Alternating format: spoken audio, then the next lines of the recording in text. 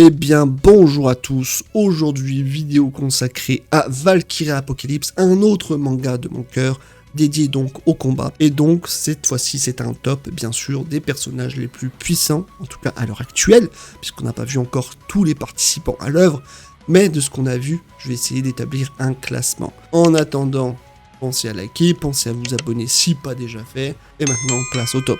Jack l'Éventreur. Je tenais à mettre ce personnage qui est pour moi le plus original de la série, qui nous a offert un combat très différent des autres grâce à son esprit tactique incroyable. En effet, il est certainement le plus intelligent des humains jusqu'à maintenant, et aussi le plus fourbe, et ce, notamment grâce à son Volund, qui permet à tout ce qu'il touche avec ses gants de se transformer en une arme divine, augmentant considérablement alors la puissance d'attaque et la durabilité de l'objet. Ainsi dire, tout Londres, qui est son terrain de jeu, est alors une arme entre ses mains. Comme je l'ai dit, il est donc un grand tacticien, et il sait comment s'y faire pour piéger les autres, notamment quand il le fait en passant dans des ruelles pour piéger Héraclès. Il a d'ailleurs tout planifié dans son combat et a mené son ennemi par le bout du nez tout du long, comme par exemple en faisant tomber un énorme bâtiment sur lui à l'aide de sa cape. Son truc à lui, c'est donc l'hypermobilité. Avec son agilité extrême, il s'approprie carrément l'arène en une variété de sauts et de retournements pour déjouer notamment Héraclès. Je vais rapidement parler de son pouvoir d'ailleurs, qui lui permet donc de voir les émotions des autres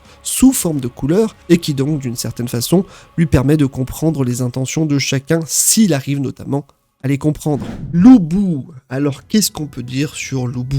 Déjà, on va commencer par le début, c'est le héros et le guerrier le plus puissant de Chine. Dans le passé, il a par exemple pu inculquer la peur à Sun Jian Wentai et à quelques chevaux. Dans son spin-off toujours, il a réussi à projeter un drapeau qui faisait 2 fois sa taille à une distance phénoménale. Il a pu soulever d'énormes rochers pour les mettre les uns sur les autres sans effort et à briser les contraintes d'un matériau soi-disant le plus solide, simplement en fléchissant ses muscles. Pour parler de son attaque, on va dire la plus connue, elle était si puissante qu'il était capable de couper les nuages au-delà de ce que la lance elle-même pouvait couper. Il pouvait ainsi littéralement déchirer le ciel. Même pendant son match, il était capable d'esquiver et de bloquer la plupart des attaques de Thor. Et ce, bien que le dieu est assez rapide pour tuer plusieurs géants sans même qu'il puisse percevoir ses attaques. Enfin, il peut s'entraîner à balancer une hallebarde plus de 36 000 fois, et cela sans s'arrêter, prouvant qu'il a une endurance quasiment illimitée. Un guerrier qui est donc bien plus fort qu'on le croit, mais qui n'a pas eu de chance de se retrouver contre Thor au premier combat. Thor,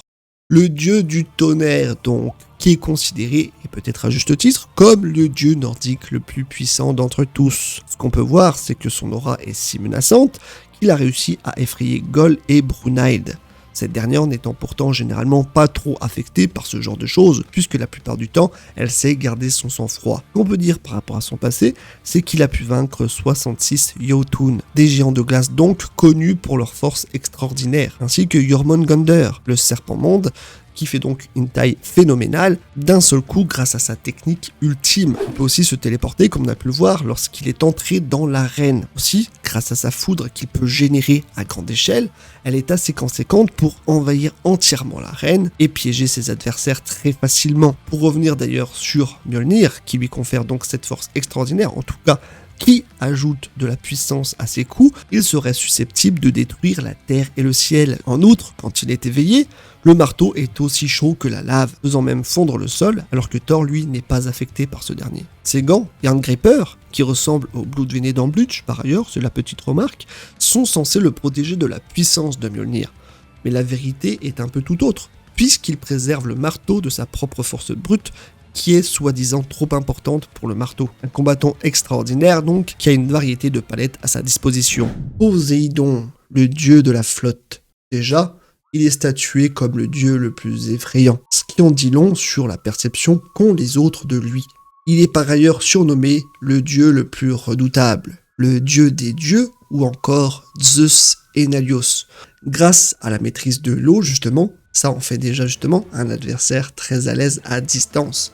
Et le maniement de son trident est relativement élevé pour asséner une myriade de coups à ses adversaires sans qu'ils puissent réagir à temps. Il a fait montre aussi d'une grande force en empalant un dieu avec beaucoup de nonchalance et en le balançant contre un mur. Avec ces techniques, il peut notamment attaquer dans toutes les directions avec une vitesse inouïe, submergeant alors l'arène de ses coups dévastateurs et empêche toute retraite, en tout cas qui assène l'adversaire et qui le mette pied au mur. Les hommes et même les autres dieux ont peur de lui, Mess faisant la remarque qu'aucun d'entre eux ne peut s'opposer à lui. Son point fort est donc cette vitesse remarquable, qui est certainement l'une des plus grandes de la série, en tout cas celle des dieux. Même la douleur, même quand il perd ses membres, il n'a pas l'air d'en souffrir plus que ça et continue de combattre comme si de rien n'était. Kojiro Sasaki.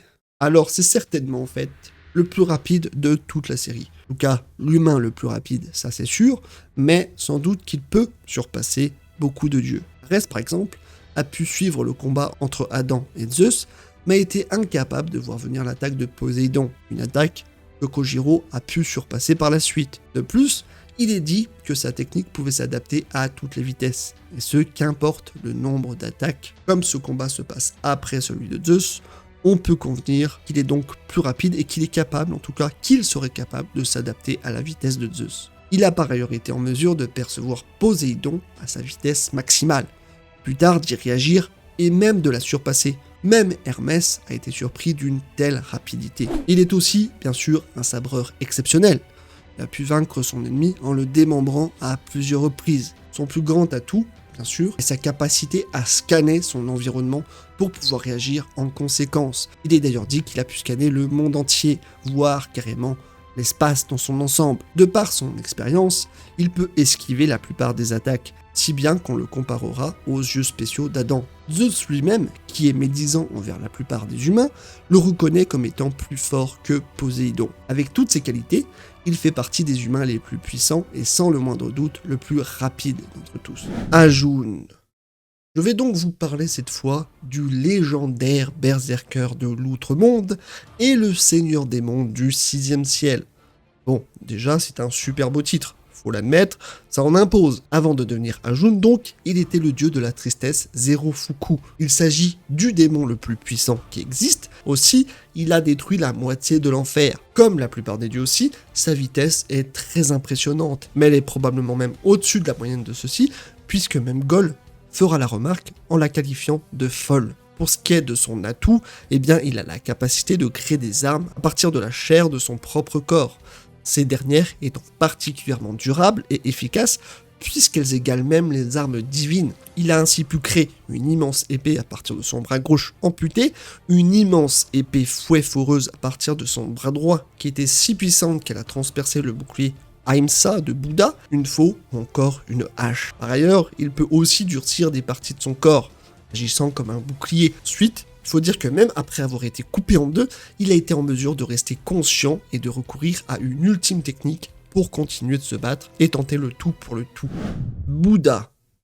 Alors qu'est-ce qu'on peut dire sur Bouddha? Il a aussi pu réagir et esquiver le coup de feu à bout portant des bisous grâce à une capacité spéciale qui lui permet en gros de prévenir les coups. Par ailleurs étant doté d'une grande sagesse, il n'est pas quelqu'un qui se laisse facilement gagner par ses émotions et n'est donc pas dicté par la colère, lui permettant une grande clarté d'esprit dans ses combats. Aussi, en tant que fondateur du bouddhisme, Bouddha peut puiser son pouvoir dans les 6 royaumes de la réincarnation et s'en servir comme arme. Grâce à son bâton des 10 royaumes notamment, qui peut se changer en une multitude d'armes, Bouddha est d'ailleurs très doué dans leur maniement et peut donc s'adapter en conséquence en fonction des situations.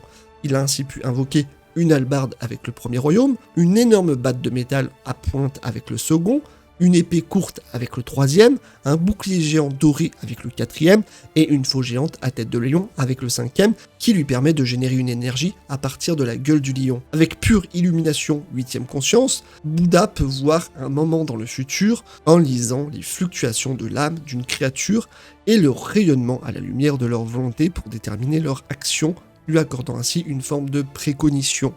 Ainsi, si la personne n'a aucune lumière en lui, il ne peut pas prévoir le coup, ce qui a été le cas notamment pour Ajun. Il a aussi provoqué la peur chez ce dernier, alors qu'il ne montrait aucune émotion jusqu'alors. Adam, probablement l'humain le plus fort d'entre tous, tout confondu, et c'est pour ça que je le mets en 3e position par ailleurs. Déjà, il a pu accomplir un exploit en se battant contre Zeus. Arès a admis par ailleurs qu'il ne serait pas à sa hauteur, et Zeus a concédé qu'il aurait pu gagner si ça avait été un combat d'endurance. Il a pourtant une force considérable, puisqu'on a pu voir qu'il a été capable de détruire le sol de l'arène assez facilement. Mais sa plus grande caractéristique, c'est bien sûr les yeux du Seigneur qu'il possède. Un don qui lui permet d'observer, de décomposer et de recréer un mouvement d'attaque effectué par son adversaire. En gros, une technique qui copie absolument tout. En termes de force, il a aussi pu briser le coup de Zeus d'un seul coup de poing. D'ailleurs, même après avoir perdu sa vue, et donc son plus grand atout, il a été en mesure d'échanger avec Zeus dans une pluie de coups dévastateurs, montrant combien l'homme est déterminé et qu'il ne recule devant rien. C'est d'ailleurs peut-être celui qui a la meilleure volonté d'entre tous. Même en étant inconscient, son corps refusant de tomber alors que Zeus a ployé le genou. Ses yeux lui ont aussi permis de copier le point intemporel de Zeus, soit sa plus puissante et sa plus rapide technique, suggérant qu'il peut possiblement surpasser n'importe qui en termes de vitesse. En deuxième position, Shiva, le dieu de la destruction. La première chose qui nous vient en tête, c'est déjà son imprévisibilité, du fait de son style chorégraphique bien à part, qui suit le rythme justement d'une danse. Ainsi, ses coups, la façon de bouger, tout devient plus difficile à anticiper. Mais, plus intéressant chez ce personnage, c'est sa forme ultime. En effet, quand il revêt le Tandavakarma Shiva, je ne sais pas si ça se prononce comme ça, mais on va dire que oui, il peut tout détruire et tout recréer. Il a ainsi le plus grand pouvoir brut de tous les dieux, accordé par la toute-puissance de ses techniques, qui est incommensurable. De plus, il est considéré comme le dieu de la destruction le plus fort du ciel et également combattant le plus fort du ciel, ce qui sous-entend qu'il est même peut-être au-dessus de Zeus en termes de puissance brute. Il a par exemple réussi à passer au travers des muscles de Raiden, qui est considéré et qui est connu pour avoir les muscles les plus forts de toute l'histoire. Il a ainsi pu complètement déchirer son attaque sous cette forme sans aucun effort ou presque, alors qu'il faiblissait à vue d'œil chaque instant de par le contre-coup de cette forme qui le brûle en permanence. Son coup final est certainement la plus puissante de toute la série à l'heure actuelle. De plus, il faut souligner qu'il n'avait que 2 bras à ce moment-là. Il faut aussi dire qu'il n'a pas pu l'utiliser à son plein potentiel et qu'il est certainement capable de mieux avec tous ses moyens. Numéro 1.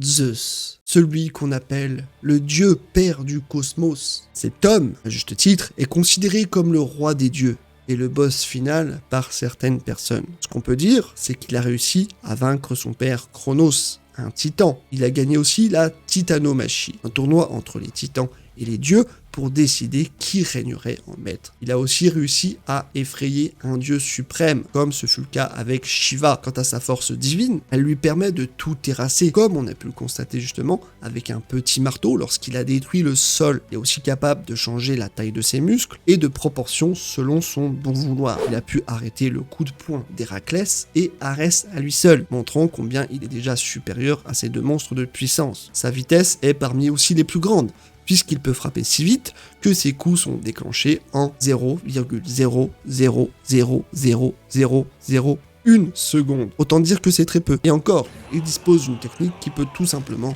arrêter le temps et frapper encore plus rapidement. Dans sa forme d'Adamas, sa forme ultime, son corps est décrit comme étant presque indestructible. Shiva faisant d'ailleurs remarquer qu'il serait assez puissant pour détruire le ciel ainsi, serait capable de rester 12 minutes sous cette forme, suggérant qu'il aurait pu mettre fin au combat très rapidement, sauf qu'avec ses blessures, le temps imparti a été réduit de moitié. En somme, il n'est pas le meilleur dans tous les domaines, mais il a un bon équilibre en combinant les meilleurs traits des autres dieux. Il est assez bon en vitesse, assez bon en puissance et assez bon en endurance. Évidemment, il existe une flopée de personnages qui ont l'air très prometteurs et qui ont été révélés dans les derniers chapitres. Personnellement, j'ai hâte de les voir à l'action et il ne fait aucun doute qu'ils vont faire beaucoup parler d'eux. En tout cas, je vous conseille vraiment de vous intéresser à Valkyrie Apocalypse, que ce soit en animé ou en manga, même si le support d'origine est bien meilleur. Lisez Valkyrie Apocalypse.